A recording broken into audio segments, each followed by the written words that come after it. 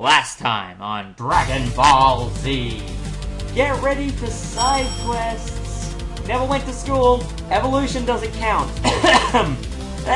The solar flare.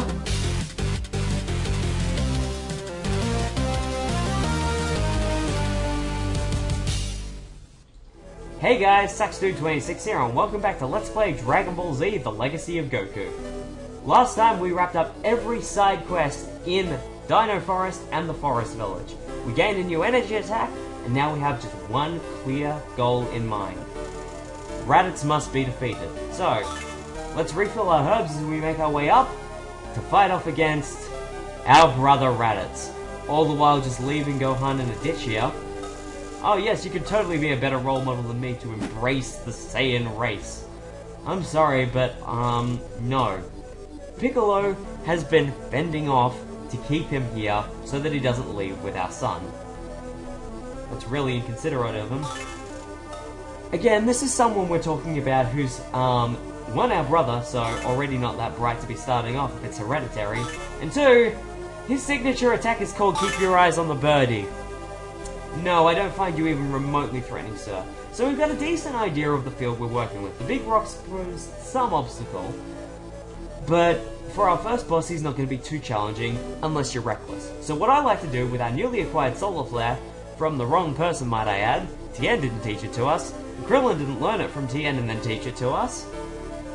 We just learned it from a random old man, so Tien was a map over, he'd be furious by now. But anyway, half the energy meter, into a solar flare, talk to Raditz.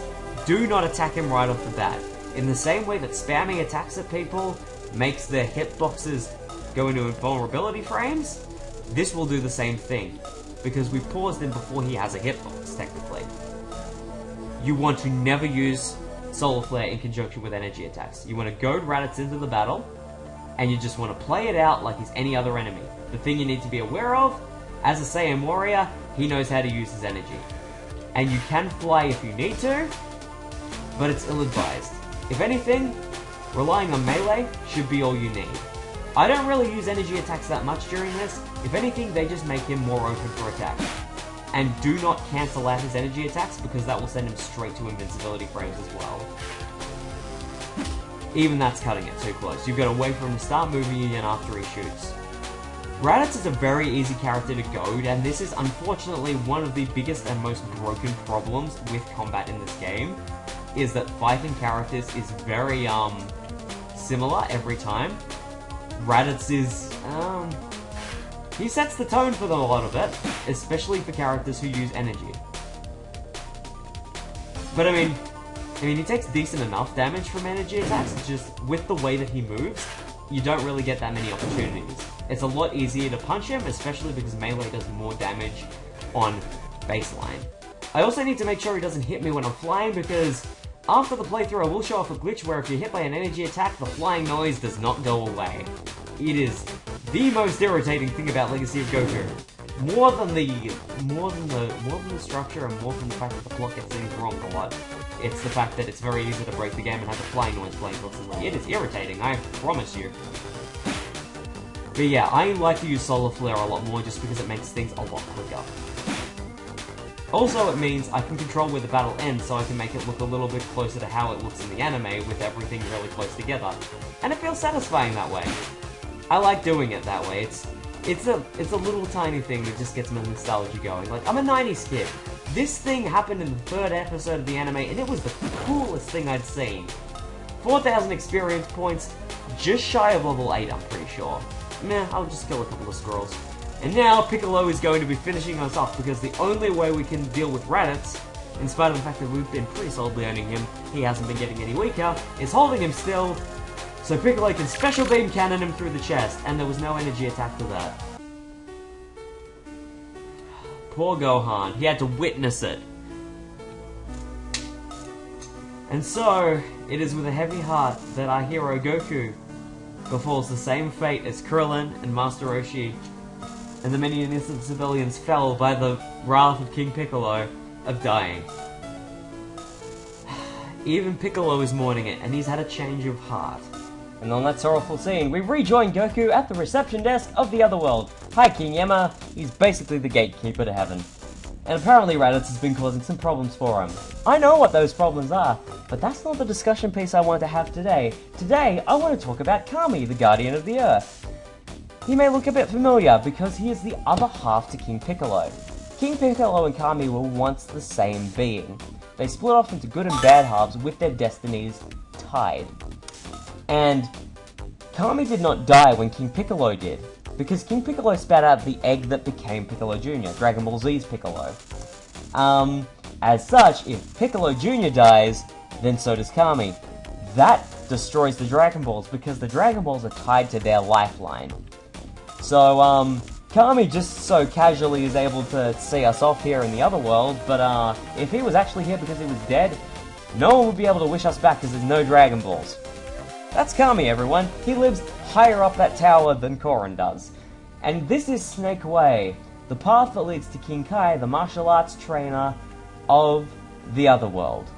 At least this quadrant. That's another plot thing that doesn't come up until Season 3, but we'll get to it later. So we need to trek down this long, winding road shaped like a snake. And, yeah, the edges are sharp. Even though we're dead, they hurt. Because the fun thing about being in the other world is, if you die in the other world, you stop existing. But if you fight someone who is native to the other world and is not dead in the other world, we're not actually killing them, we're just knocking them out. Because there is actually someone along Snake Way waiting for us. This is Princess Snake. In the anime, Goku met her midway down because he was getting tired trying to find King Kai's, house, and thought that she was King Kai because no one specified his gender. She lulled him into a false sense of security, turned into a giant snake, and tried to eat him. She is now our mini-boss. She cannot shoot energy beams, but she will bite us. Like I just said, she's an otherworld fighter, so we won't kill her. We'll just knock her unconscious, go to level 8 and keep walking. She'll be alright. Funnily enough, what happens to her next ties in with what's happened to Raditz.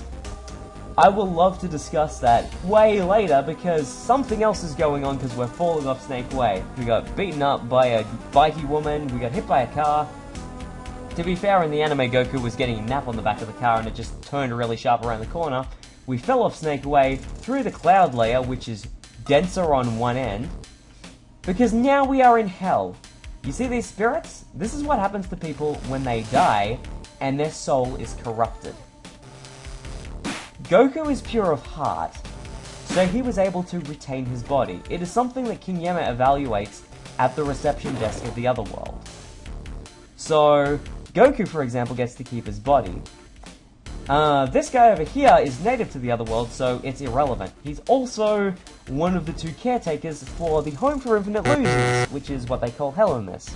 The Health and Fitness Center is what he runs with his brother Goz. This is Mez the Red Devil, and he is, stupidly fast, so he's not going to be particularly helpful.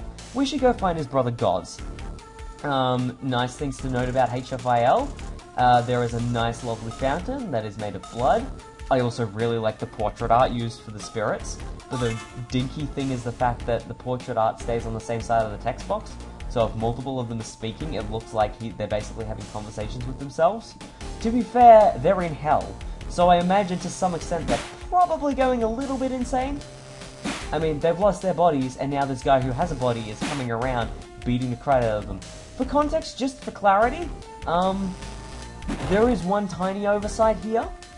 Because Goku is dead, he should technically have a halo. That's how you tell apart someone who is native to the other world and someone who is dead. If you're a spirit, then obviously you're dead and you're destined for HFIL, or need a soul evaluation from King Yama, who, for clarity's sake, not only is the guardian of the other world and the weigher of the scales, the evaluator of your soul purity. He was originally trained by King Kai, which is why he told us to travel across Snake Way. Pretty cool thing. It's not really elaborated too much beyond the first time it comes up, and even then it's only mentioned in the anime and the manga. Less so in the manga. And even then, it's more by King Kai. So, yeah, it's a fun fact, and I trust that man's evaluation. I'm sure he could probably take the Ox King. I mean, I imagine those two would really get along very well. Regardless, beating up spirits here is a good thing to do. Like, it's... Okay, the tipping of whether it makes you clean or not is a big question. Also, this spirit here will come back for him. He's not doing anyone any harm. As you may have noticed, he's not moving around. He's kind of just landing about. This is what we're interested in. The tree that Goz, the Blue Devil, is guarding. So, Goz, tell us about this fruit, then. So we're telling him about the fact that we're going to King Kai, we fell off Snake Way, and he's saying to move along because this is King Yemma's fruit tree. It's a revitalizing tree that is kind of akin to the other world's equivalent of Zenzu beans. But specifically, the fruit is solely for King Yemma. Goz is basically trying to distract me from the whole situation. He's not willing to help unless basically I help the intern over at the Health and Fitness Center. And the stairs have a barrier on them, so yeah, they're not going to let us get near that fruit. I mean, it looks like an apple. It's more than an apple. But yeah, so there's the intern at the Home for Infinite Losers Health and Fitness Center. Enjoy. That's the McDonald's tagline.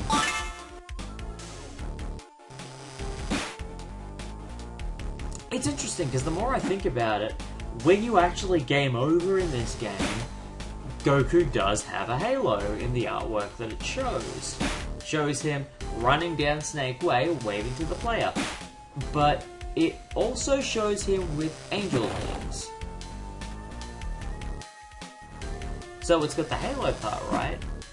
But no one ever gets angel wings in Dragon Ball when they die. So that's a thing. Enjoy that knowledge. Enjoy. That was the joke. That was a long stretch for a joke, I'm sorry. But yeah, so the intern is very upset because some of the spirits got out. He's meant to be making a regular count of all the spirits, making sure everyone is present and accounted for. All the spirits who are wandering around, 1, we're knocking them out, we're not killing them again. 2, they're all present and accounted for. They're not involved in this equation. That spirit we saw up here who's lounging about, he is. Yes, I'm dead and I'm lost. So how are you? Freaking love the dialogue of the spirits in HFIL. They have such a witty charm to them. It's so crass. It's kind of the reason why it's the reason why I like really morose and really blunt characters in anime. Take Raven from Teen Titans, for example. It's why I really like her cynicism.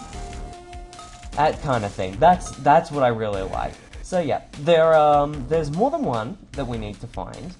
So we can go around beating up all the other spirits as much as we like, which is a good thing, because if we beat every spirit here, we can get pretty close to level 10 before we leave.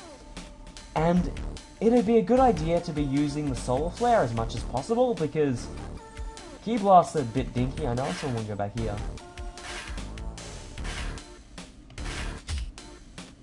Oh, he is still there. Okay. I was worried I already knocked him out, so I figured I'd at least check. There he is. One more to do the trick. No? Okay, but he's getting closer again. You don't want them to hit you. They may look kind of fluffy and cute, but you remember that T-Rex that we fought outside the forest village? So at the level we approached him at, he could kill us in 2 bites. And he'd take out most of our health in 1 bite. These spirits, now that we're level 8, can kill us in 3. The same way a wolf could kill us in 3 back when we were level 3. These guys should not be underestimated. They may look kind of cute and fluffy, like I said before, but don't underestimate them. So that's why I strongly suggest focusing on using the Solar Flare. It means you've got a lot of time to hit them, wait for them to float around, hit them again, wait for them to float around, hit them again, so on and so forth. Now specifically, I like the blue flames that are around here because, like, those are clusters of spirits. So, as spirits sort of settle down in the Home for Infinite Losers, they form into, like, very pleasant, flamey little clusters. Because I know specifically, I think back to the anime, and I know sometimes they're represented by the blue fluffy clouds, and sometimes spirits are represented by these will-o-wisps. I feel like when they get really calm and content in clusters, in HFIL, they turn into, like, the blue flames. But I might just be waffling on for the sake of waffling on, and instead thinking of scenes from, Brave in the back of my head. So I don't know why Disney's coming into my head when I'm playing Dragon Ball Z. Regardless, they're will-o-wisps. I think was the point I was trying to make. Tangents, don't you know? Okay, so we found one of the 3 spirits, and I am not comfortable with the way my health is, so I'm going to at least have a herb now. So once again, the map is going to require us to explore a lot using flying. My aim is to use that knowledge to go to the areas we haven't been to yet, specifically this edge here, past the spike wall, and up near the top where we met Mez. I think there's a spirit up there from memory? And unfortunately, another problem with this is we can only take 1 spirit with us at a time. So, here we go. They told me to take a ride at the turn of the flames. You think they can provide more specific directions? Well, yeah, they're everywhere. Those are really bad directions. Like, here's the fun thing. I remember when I played this game back in my early teens. That was way back when I used to be enamored with this kids magazine in Australia called K-Zone. Now, specifically, it's released down here, and can't for the life of me remember which European country it was. I'll put an annotation and clarify which one it was. Regardless, it was released here and in one of the European countries. And specifically, I remember they released, every December, they released a really thick volume of it. And I remember I was really excited at one point because one of them said, here we go, walk through for the hottest new Game Boy Advance Dragon Ball Z game, Legacy of Goku. And it had a 8-page spread with printed out grid-by-grid maps of every area in Legacy of Goku 1, the main key side quests, the things that get you experience, where you can find herbs, where you can find flight charges. It was a magical thing, and my immediate thought was, wow, how gaming magazines have changed. I mean, like, even the ones that are specifically to gaming now, it's just like, hey, have a pair of 3D glasses, and we got Sonic Lost World on the front. I don't know. K-Zone specifically down here, it kept up with every console so long as its life was still running. They would have stuff about cheats for PlayStation 1 and Game Boy Advance games when the PS2 was really selling in the market. I remember specifically, that was how I found out about Munch's Odyssey being released on the Game Boy Advance. That was how I found out about games like Mr. Driller being connected to the Dig Dug series. That's how I found out about Clonoa originally. You find out a lot of really cool things from really weird places, and that gaming magazine, like, it wasn't a gaming magazine, it was just a magazine for kids. It's still running today. The quality, I don't know. I stopped reading them when I was about 15. So I think the last relevant thing that was mentioned in it was blueprint details for how to make ideal gummy ships that reference other Final Fantasy franchises, and cheats on how to instantly do the fusion technique in Boo's Fury, in Legacy of Goku 3. Anyway, in amongst that rant, we got the 3 troublemakers back to the Health and Wellness Center. Thank goodness, King Yama's not going to scold you. So, Goku is stupidly hungry, and he wants to know if there's anything to eat here. Here's the thing, in the other world, you get hungry very easily, but it's not necessary. Specifically, if Goku were to come back to life by being wished back by the dragon, he would be starving, unless he fed himself very well in the other world.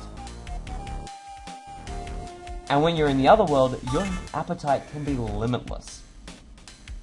Specifically, so we've been told to track down the Red Devil. We've also been told the barrier's been let down on King Yama's tree, so that's fantastic. So, hi guys, I'm gonna take this apple. And the fruit looks pretty tasty. And Mez is trying to stop me.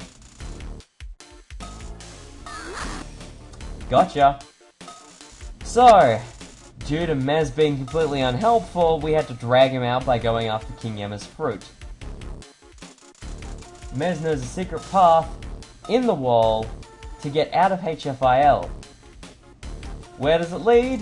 Who knows, but we'll take it. And with that, we are out of HFIL. Goz is having a bit of a wow, Goz is having a tantrum! My goodness! Having escaped, has Goku finally made it to King Kai? Or is his journey far from over? Stay tuned for the next exciting episode of Dragon Ball Z!